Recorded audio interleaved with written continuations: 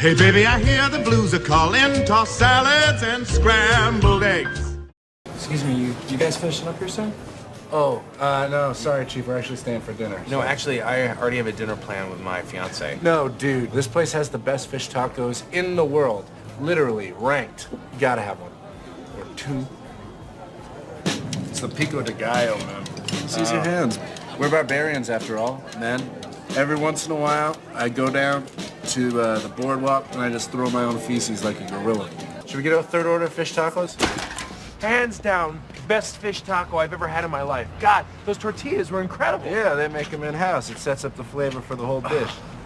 Hey, what's up guys? Welcome back to Binging with Babish, where this week we're tackling the fish tacos from I Love You Man. Now this one's going to be hopefully pretty easy to recreate accurately because it's based off of a real restaurant in Venice, California, which starts with black beans. We're going to soak 16 ounces of dried black beans in about 3 cups of boiling water for about an hour and a half. In the meantime, we're going to make our taco accoutrement. We're going to start off with pico de gallo, featuring 4 diced Roma tomatoes, 1/2 of 1 Spanish onion, diced as well, maybe a 1/4 cup of minced fresh cilantro. I'm one of those people that hates cilantro, but I'm not trying to be some kind of fish taco poser. 1/2 a jalapeno, diced, take out the seeds if you don't want it to be too spicy. The juice of 1 lime. I know lime's sole purpose is to be used in margaritas, but trust me, it's good in food too. And now we're on to our next accompaniment, which is a tomatillo salsa, or salsa verde. Slice the tomatillos in half, toss them with a little bit of olive oil. Make sure you're wearing a protective glove like I am here. Tomatillos are toxic. Pour onto a preheated baking sheet, which you can see they're sizzling right there. See them jumping around? That's fun.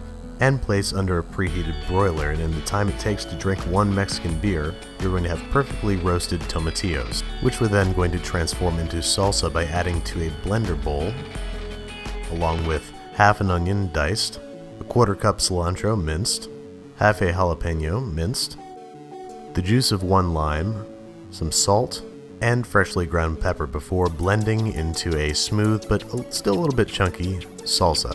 Now onto the homemade tortillas, which is going to start with 8.5 ounces all-purpose flour, a teaspoon of salt, and 6 teaspoons of baking powder that we're going to pulse together before adding 3 tablespoons of lard that we're going to process until the mixture resembles wet sand.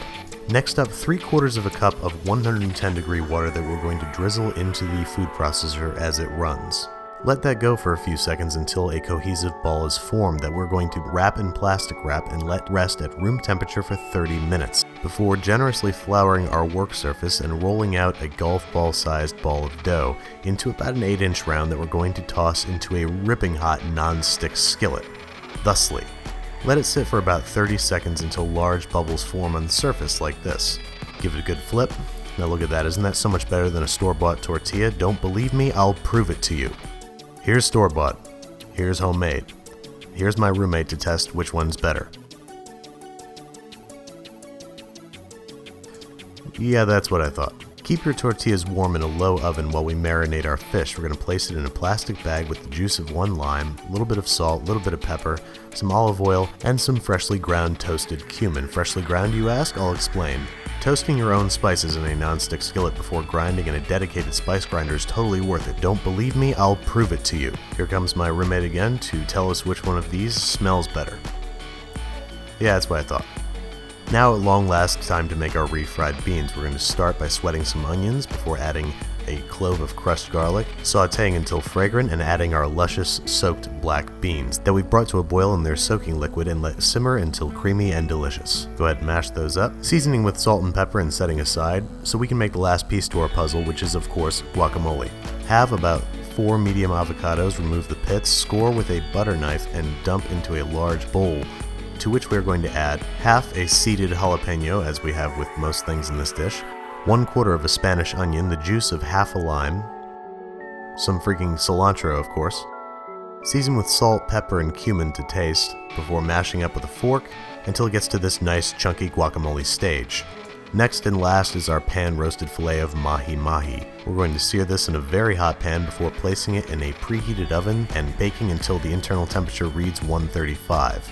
Scoop some of that lovely fish onto our lovely homemade tortilla with some refried black beans, pico de gallo, guacamole, and spicy tomatillo salsa. Now after nearly 6 hours of prep work, you're ready to wrap this thing up and shove it in your face, but something doesn't seem right. tacos are, after all, best shared with friends.